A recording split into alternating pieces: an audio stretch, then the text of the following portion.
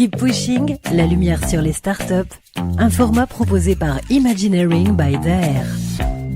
Bienvenue dans Keep Pushing, le podcast d'Imagineering by Daher à la rencontre de startups innovantes et de leurs capitaines. Je suis Gabriel Raffour, responsable du programme Imagineering, et je serai votre hôte aujourd'hui.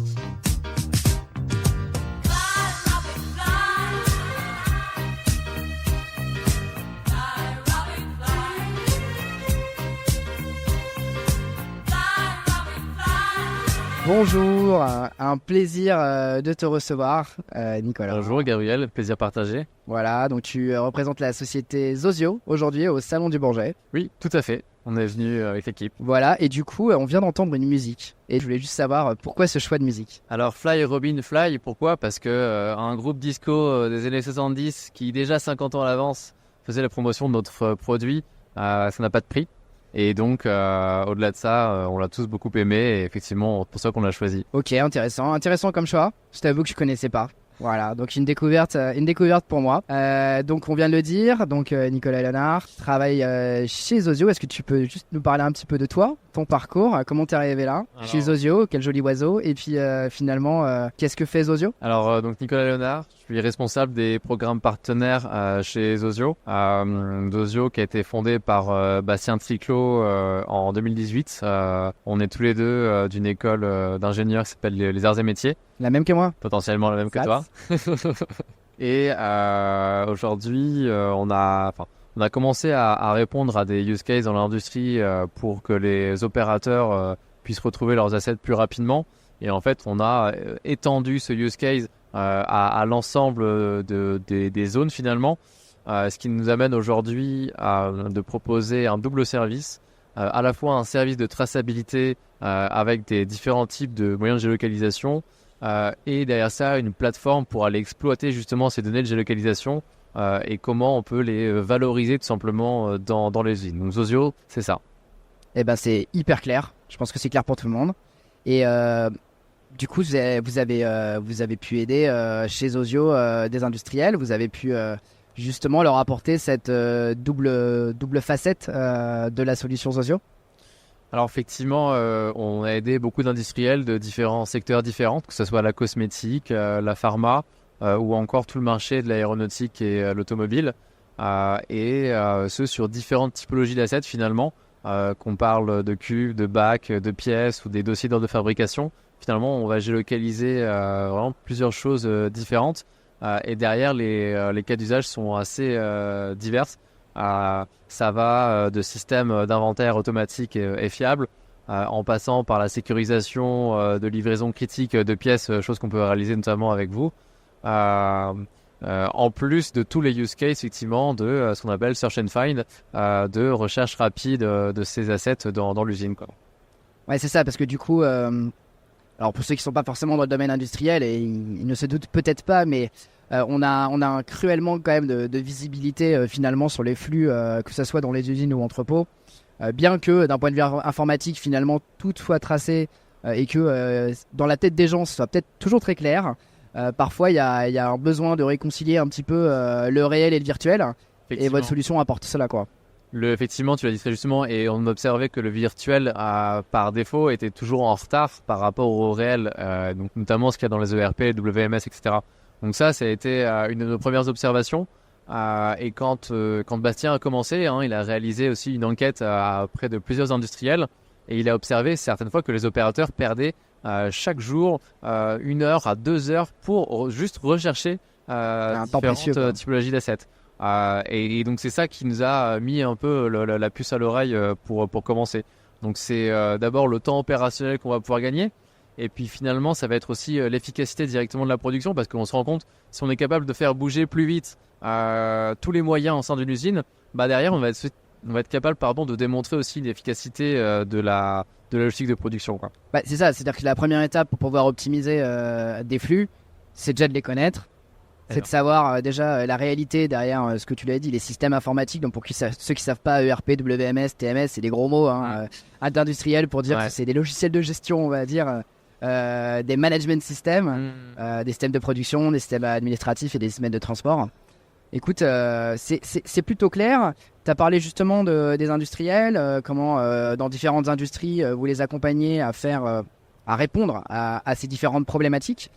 Comment tu définirais plutôt la relation entre une startup comme Zozio, qui a 5 ans, 6 ans d'existence, max peut-être. Comment tu définirais cette relation est-ce que vous l'avez vu évoluer, cette relation aussi? Est-ce qu'aujourd'hui les industriels, les grands groupes avec lesquels vous travaillez réagissent différemment? Et vous-même d'ailleurs, est-ce que vous avez changé? Alors, et donc il y a beaucoup de questions. Déjà sur quelle est la relation entre les startups et les industriels. Ce qu'on observe, c'est que les startups, en fait, elles sont capables très rapidement de faire du lien entre différentes technologies et le besoin des industriels. Et derrière, on a des industriels qui ont justement besoin de cette rapidité et de flexibilité. On a pu le voir avec la crise du Covid, où en fait les industriels ont dû adapter leur appareil de production en l'espace de quelques mois, et ce alors qu'il y avait des compétences qui étaient difficiles à trouver sur le marché. Et donc, en grosso modo, on fait un focus sur la production. Et derrière, il faut quand même continuer d'innover, de faire de la performance, de décarboner l'industrie, des sujets accessoirement importants. Des pailles. Et donc, ça renforce encore plus le besoin pour ces industriels d'utiliser des compétences externalisées qui peuvent répondre de manière justement rapide et flexible. Et ça m'amène justement à ta deuxième question. Pour faire ça, aujourd'hui, les industriels sont très friands d'un format service. On parle de SaaS maintenant partout et à la volée, mais derrière, il y a une vraie réalité.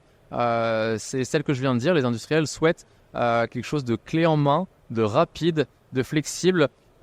Et dans la relation startup, justement, industrie, nous, on imagine et on espère avoir des cycles très courts pour faire vraiment du test et de la démonstration de résultats rapidement, pour ensuite être capable de faire ces mises à l'échelle chez les industriels.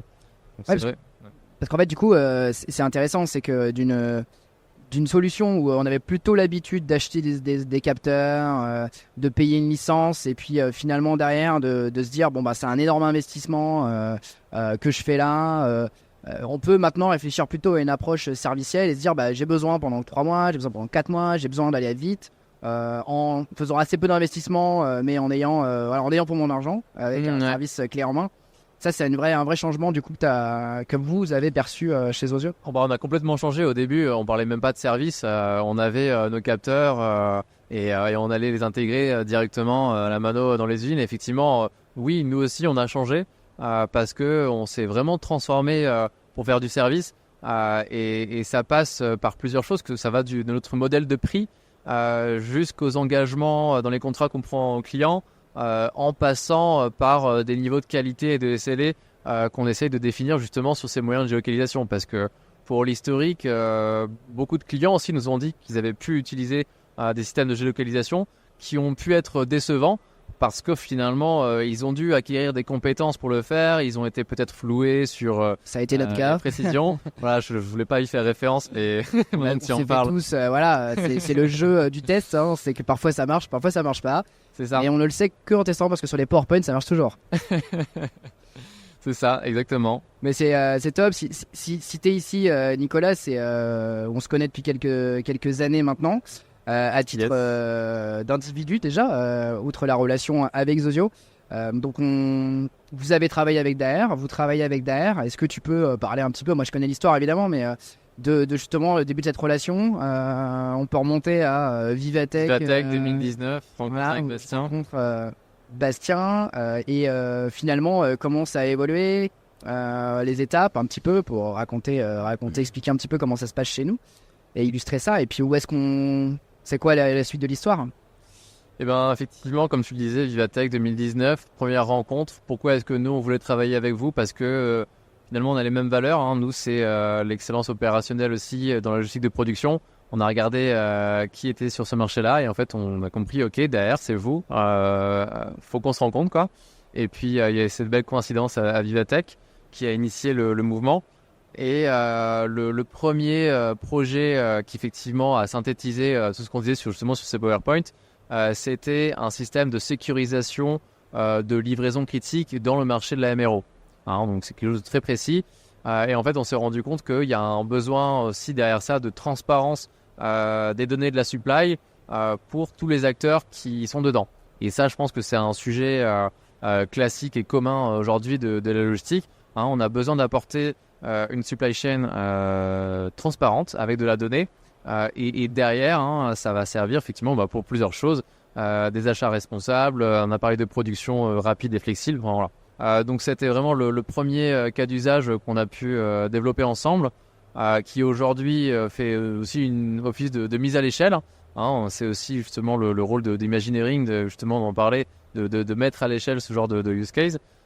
Et puis à la suite de ça, on a vu se développer d'autres typologies de use case, que ce soit des systèmes de géolocalisation plutôt simples ou des outils pour optimiser la performance des moyens de manutention dans les entrepôts. Et où est-ce qu'on en est aujourd'hui ? On a signé finalement un contrat cadre en 2022 qui a posé un premier cadre pour travailler plus facilement ensemble. Et aujourd'hui, 2023, on a plusieurs sites effectivement où on est en discussion pour ce genre d'offre. Bah exactement, c'est ça. On a testé. Maintenant, c'est le passage à l'échelle. Comment on y va ? Il faut déjà poser un cadre au niveau du procurement, un cadre légal. Ouais. De collaboration. Ça rassure aussi, on va pas se mentir, nos services achats, de contrôler les choses vraiment d'équerre. Ouais. Parce qu'on va pas oublier, excellence opérationnelle oblige. À un moment donné, il faut aussi écrire les choses, avoir un processus clair. Le processus SAP, le processus achat, les conditions. Voilà, il faut faire ça bien. Donc ça, c'est aussi une montée en maturité. Donc on a senti aujourd'hui, on est capable d'avoir ce genre d'échange avec les startups sans qu'elles voient ça comme une attaque, comme un affront, comme on va encore être mis en relation avec, ça va nous prendre 6 mois. Bah oui, ça prend un petit peu de temps. On peut évoluer quand même en parallèle. C'est ça aussi la différence, c'est qu'on a appris nous aussi, grand groupe, à paralléliser aussi les tâches. Donc pouvoir continuer à déployer tout en travaillant sur la consolidation de la relation. Donc nous aussi, voilà, on apprend énormément aux côtés des startups, aux côtés de Zozio.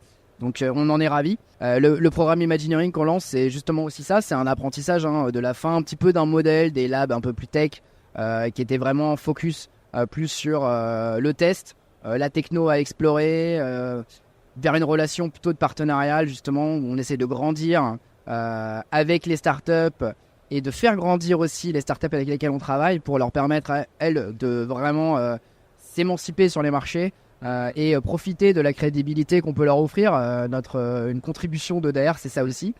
Donc voilà, en tout cas, nous on est ravis de pouvoir échanger avec vous là-dessus et pouvoir continuer à travailler ensemble. Vu qu'on est à l'aube de ce programme pour nous, est-ce que toi, Nicolas, Zozio au sens large, vous avez des conseils à nous donner ou des choses, peut-être des fautes à ne pas faire sur la continuité de ce programme ? Et nous, en tout cas, ce qu'on souhaite faire aujourd'hui, et c'est vraiment la stratégie numéro 1 dans toutes les réunions Zozio, pour être clair, c'est effectivement cette mise à l'échelle. Aujourd'hui, on a fait nos premiers succès dans divers secteurs, etc. On a pour objectif de vraiment focaliser nos déploiements et de vraiment créer des choses standards, répétables. Parce que c'est ça aujourd'hui qui va vraiment permettre de diffuser en masse l'innovation. Et nous, en tout cas, sur nos partenariats, c'est ça aussi aujourd'hui qu'on essaie de créer. Effectivement, tu l'as dit toi-même, vous apportez la crédibilité, vous apportez du réseau aussi, il ne faut pas l'oublier. Et c'est comment est-ce qu'on transforme ces success stories en un standard. Et là, on a vraiment besoin d'aide. Et je pense que ce programme Imagineering, c'est vraiment l'essence même, c'est sa philosophie, c'est de faire ça. Donc on ne peut qu'espérer créer avec vous justement ces nouveaux espaces collaboratifs au sein des entrepôts. Et ces espaces collaboratifs, c'est quoi ? C'est des outils pour ce qu'on appelle le vivre ensemble finalement dans les industries. Et ça passe par des plateformes qui simplifient la vie tout simplement des opérateurs, quoi. C'est ça, la technologie, c'est pas forcément, elle doit pas effrayer, parce que là, elle est vraiment au service de l'opérateur, au service des ingénieurs aussi de production, de ceux qui analysent les flux, au service du HSE, bref, au service de tout le monde, que ce soit dans l'usine ou dans l'entrepôt. Donc en tout cas, nous on est ravis de continuer à développer ça ensemble, pour nous et puis pour vous. Donc voilà, c'était Gabriel Raffour avec Nicolas Léonard. Merci. Pour représenter Imagineering by Dare, ce nouveau programme qu'on lance, et plutôt pour représenter Zozio. Et on va continuer d'écrire cette belle histoire ensemble. Merci. Avec plaisir. Merci à toi, Gabriel. Merci, au revoir. Au revoir. On se retrouve dans le prochain épisode de Keep Pushing pour une nouvelle rencontre de start-up. D'ici là, on vous invite à nous laisser des étoiles sur vos plateformes d'écoute et à nous suivre sur LinkedIn, Imagineering by Daher. À bientôt!